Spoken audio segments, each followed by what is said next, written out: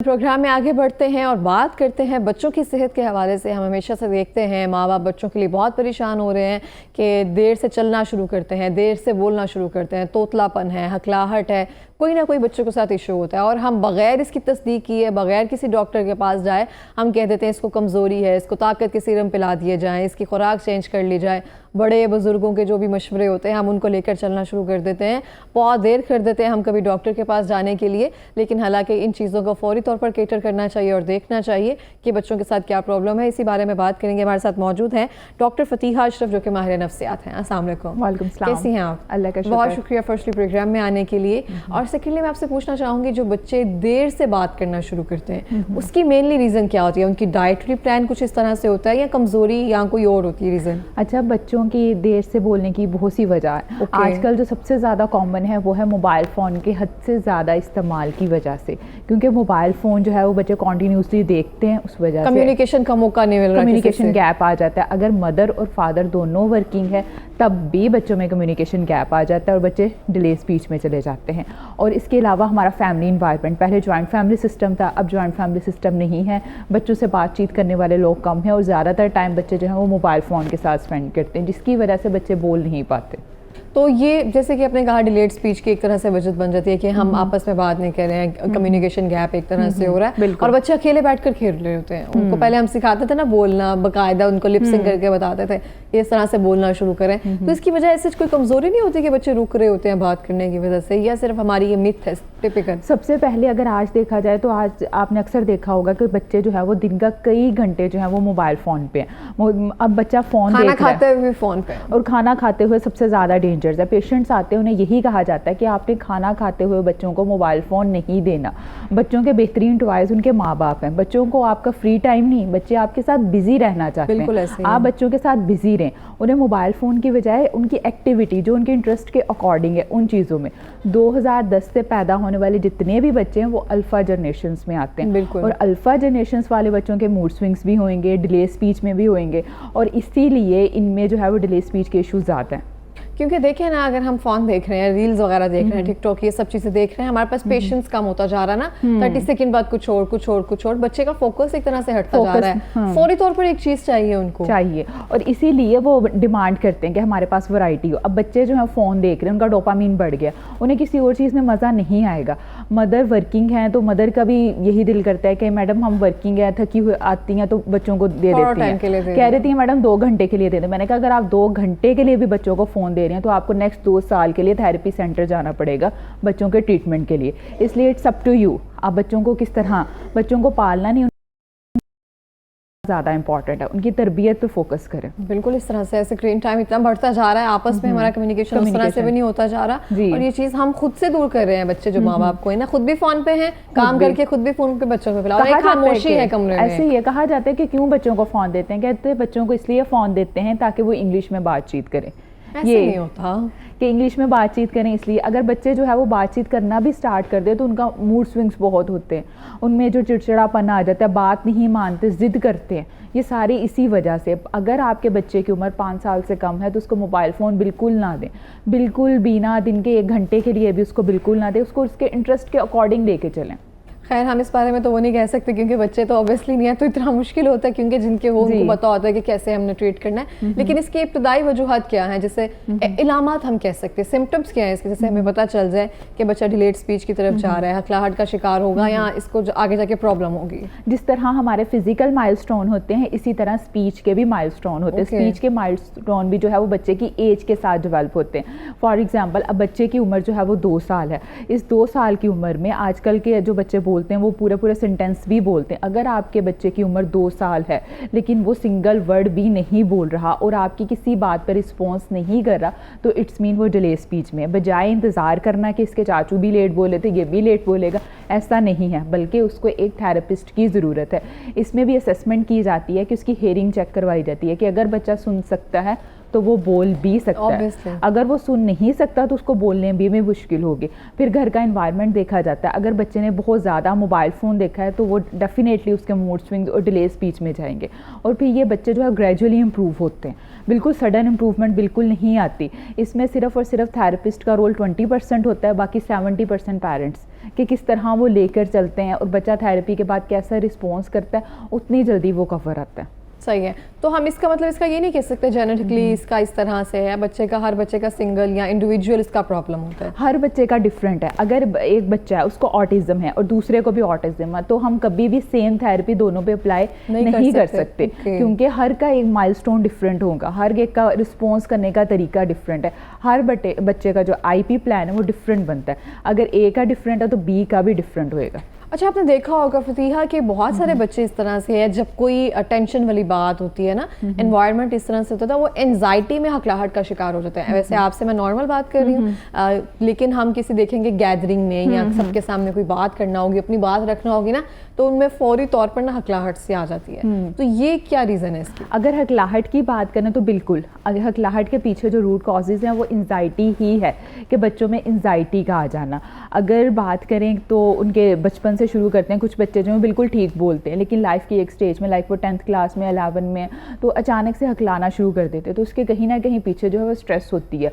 और कुछ बच्चे जो है 4 साल या 5 साल की उम्र में भी जो है वो हकलाहट शुरू कर देते हैं। उसकी वजह भी स्ट्रेस है। इसकी कोई कमज़ोरी या कुछ नहीं है, बल्कि स्ट्रेस की वजह से। अब स्ट्रेस की कोई भी वजह हो सकती है, क्या पता उन्होंने कोई ऐसी वीडियो देख ली हो, क्योंकि बच्चे वो एक्सप्रेस नहीं कर सकते, उनके माइंड में वो चीज़ स्टक हो जाती है। वीडियो से देख लिया हो या किसी ने घर में उनको डांट दिया हो या उनका उस चीज़ को एक्सेप्ट नहीं कर पाते, तो वो स्ट्रेस जो है वो हकलाहट की सूरत में आ जाती है। सही है। और तोतलापन? तोतलापन की बात करें तो तोतलेपन में बच्चों के पूरे जितने भी वर्डिंग है उनमें इश्यूज़ होता है। लाइक तोतलापन जो है वो साउंड के रिलेटेड डिसऑर्डर होता है। इसमें बच्चों के साउंड पे काम करते हैं कि साउंड में, यानी वो कोई भी वर्ड जो है वो ठीक तरीके से नहीं बोलते। कुछ वर्ड्स जैसे कि लाहौर में अक्सर रे और टे का इशूज़ होता है, इसी तरह कुछ बच्चों की पूरी अलिफ पे का इशू होता है। तो इसमें बच्चों के साउंड पे काम करते हैं कि कौन सा साउंड उन्होंने प्रोनाउंस करना है और किस तरह करना है, क्योंकि हम जब भी कोई वर्ड बोलते हैं हमारी ज़ुबान को पता है कि कहाँ टच होना है।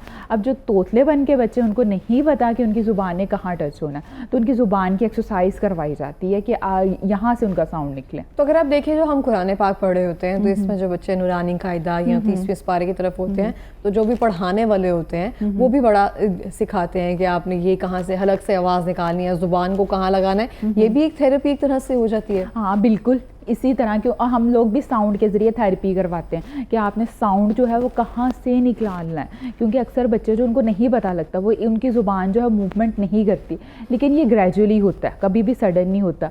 अब इसके पीछे भी बहुत सी वजह हो सकती हैं। कुछ बच्चों के टॉन्सिल्स होते हैं, उस वजह से भी उनके साउंड जो है प्रोनाउंस नहीं होते। टंग टाई लाइक तंदुआ की वजह से भी जो है वो सही बातचीत नहीं कर पाते। इसलिए सबसे पहले बच्चों की असेसमेंट की जाती है। आफ्टर असेसमेंट ही पता लगता है कि बच्चों पे कौन सी थेरेपी अप्लाई होगी। तो ये कितनी जल्दी वालिदैन को पता चल जाता है? जैसे टंग टाई है, तंदवा है, मेरे भाई का तकरीबन हमें 10 साल तक नहीं पता चला था, बिलाल का, कि उसको तंदवा है। तो वो उस तरह से ही इसको बोलने में दिक्कत ऑब्वियसली रहती थी, लफ्ज़ पूरे अदा नहीं होते थे। तो ये कितनी देर तक आपको नहीं पता चलता? या अच्छे डॉक्टर की वजह से होता है या खुद माँ बाप को नहीं पता चलता? सबसे पहले तो तंदवा में कुछ ऐसे भी बच्चे होते हैं जो बिल्कुल नहीं बोलते या जिनके साउंड में इशू है। आजकल तो फिर मदर्स को अवेयरनेस है कि बच्चे में जो है वो डिले स्पीच क्यों है।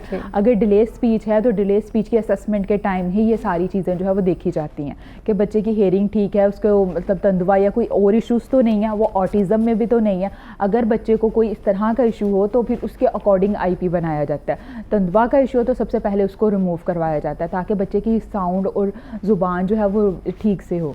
सही हो गया। तो हम स्टार्टिंग में बच्चे की इनिशियल एज में, हम यही कह सकते हैं ना, 1 साल की उम्र में हम बच्चों से बात करते हैं, जैसे हम बच्चों से खेल रहे होते हैं, मैंने अक्सर देखी है बच्चे रिस्पॉन्ड कर रहे होते हैं किसी ने अपने एक्शन के थ्रू कि वो हम सुन रहे हैं, हमें अच्छा लग रहा है हमसे बातें करना, हम उनसे बात किया करें या क्या ऐसा किया करें कि इनके साथ ये लिसनिंग डिसऑर्डर ना हो या फिर ये साउंड डिसऑर्डर ना हो।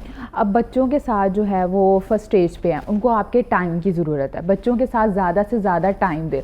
बच्चों, अब मैं अगर बताऊं ऑटिज़म का, तो ऑटिज़म बहुत से बेशुमार लोगों को था। बिल गेट्स को ऑटिज़म था। अगर स्टैमर की बात करूँ तो ऋतिक रोशन को स्टैमर था। ये जितने भी डिसऑर्डर हैं ये इंसान की अपनी विल पावर पर डिपेंड होते हैं।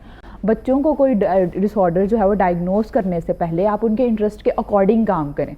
बच्चों को अपने साथ बिजी रखें। अक्सर मदर कहती हैं फ्री टाइम नहीं मिलता, बच्चों को आपका फ्री टाइम नहीं चाहिए, वो फ्री टाइम में आपके साथ बोर हो जाएंगे। अगर आप किचन में उनको अपने साथ किचन में रखें, ग्रोसरी करने जा रही हैं आप उनको अपने साथ लेके जाएं। बच्चे आपके साथ बिजी रहना चाहते हैं, बच्चों के बेहतरीन टॉयज़ उनके वालिदैन हैं।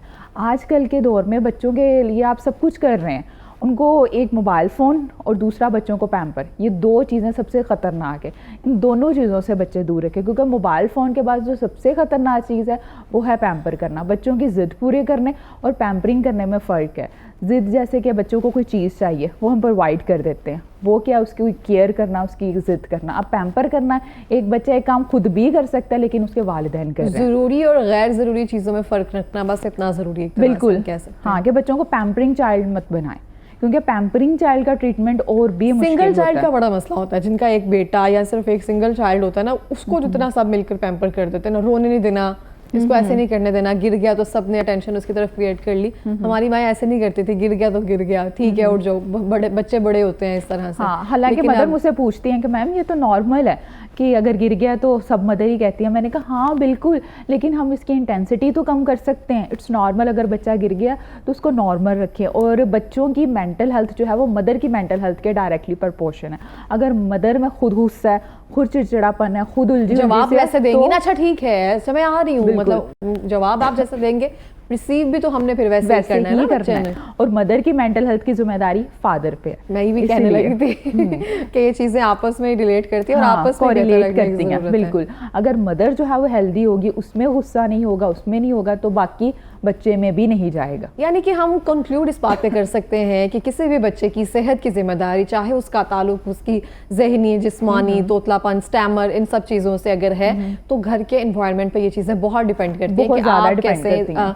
As an husband and wife आपका कैसा रिलेशनशिप है और आप बिल्कुल। आगे बच्चों के साथ क्या वाइब्स दे रहे हैं। बिल्कुल, अगर आप किसी डॉक्टर को भी हायर करते हैं तो उसका रोल सिर्फ और सिर्फ 20% है, क्योंकि थेरेपी सिर्फ 40 मिनट्स का सेशन होता है, बाकी 24 घंटे बच्चे ने आपके पास रहना है। इसीलिए यही कहा जाता है कि बच्चे के खाने पीने को कंट्रोल करें, उसके मोबाइल फ़ोन को, उसकी बाकी एक्टिविटी को आपने कंट्रोल करना है। आप बच्चे को कैसे लेकर चलती हैं? सही है, तो फिर हम मतलब शुरू में उनको ज़्यादा से ज़्यादा टाइम दे सके, जितना हम टाइम दे सकते हैं उतना दे सके उनको। हैं। चाहे अगर आप वर्किंग वुमेन या हस्बैंड भी हैं तो उस हिसाब से बच्चों के लिए अगर आप नहीं रखेंगे तो उस टाइम तो शिकायत नहीं करेंगे, क्योंकि उनको वो एक्सप्रेस नहीं करनी आएंगी ना बिल्कुल, चीज़ें। ऐसे ही बड़े है। होकर एक अंदर खला ज़रूर रहता है। बिल्कुल। और सबसे पहले जब कहा जाता है कि मोबाइल फ़ोन ना दें तो उनका यही क्वेश्चन होता है कि अगर मोबाइल फ़ोन नहीं देंगे तो बच्चे करेंगे क्या?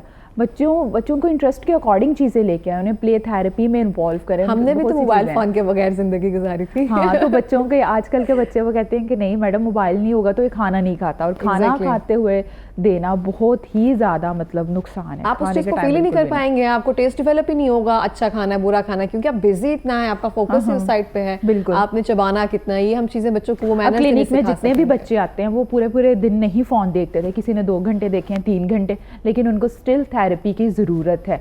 इसीलिए मदर को यही कहते हैं कि अगर आपने 2 घंटे या 3 घंटे भी फ़ोन दिखाया है ना तो आपको अगले 3 साल के लिए थेरेपी सेंटर भेजना होगा कि बच्चा रिकवरी कर ले। बिल्कुल। कोई पैगाम देना चाहेंगी?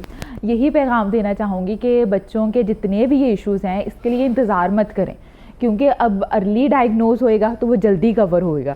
अगर डायग्नोसिस डेल हो जाएगी तो बच्चों में उतना ही टाइम लगता है। इसीलिए अगर कोई बच्चा डिले स्पीच में है या किसी को तोतलेपन का इशू है तो एक स्पीच थेरेपिस्ट को मस्ट रिकमेंड करें, क्योंकि ये इलाज जो है वो पॉसिबल है, बजाय आप इंतज़ार करें कि नहीं बच्चा आज ठीक हो जाएगा कल होगा, तो ऐसा नहीं है। बिल्कुल, इस तरह से बहुत शुक्रिया प्रोग्राम में आने के लिए।